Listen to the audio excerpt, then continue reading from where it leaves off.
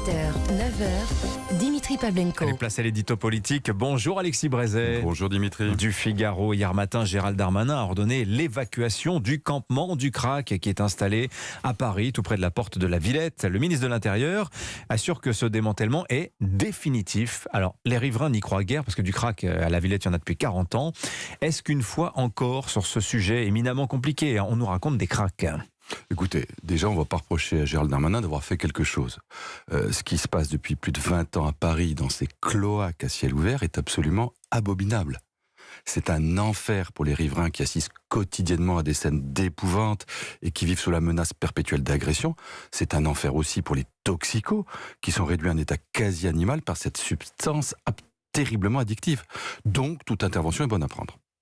Alors, Darmanin nous dit que cette fois, c'est la bonne, la dernière, que les tentes ne reviendront pas et les réseaux criminels non plus. On aurait envie de le croire, mais on comprend que les habitants soient dubitatifs.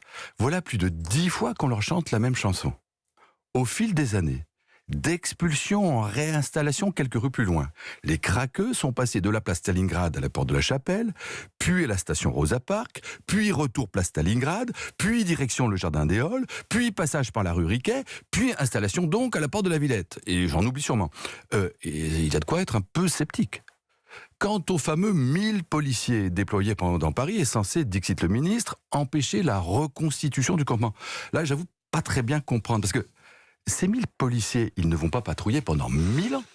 Surtout, ils ne vont pas faire disparaître par miracle des centaines de toxicos de la surface de la capitale. Ceux-là, si on ne veut plus les voir dans la rue, il n'y a pas 36 solutions. Soit on les expulse, soit on les enferme pour les soigner, et tout le reste est littérature. Alors justement, Gérald Darmanin, Alexis clame son intention de placer les clandestins en rétention et les autres en centre médico-social. Formidable, bravo. Mais enfin, pour expulser les clandestins, il faudrait les avoir arrêtés.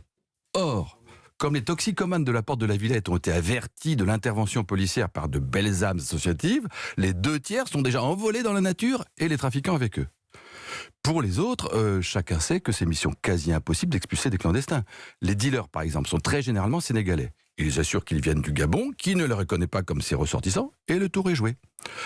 Quant aux quelques toxicomanes qui sont, eux, placés en centre de soins, encore faudrait-il, si on ne veut pas les retrouver dans la rue, que l'objectif de ces structures médicales soit bien de les sevrer définitivement.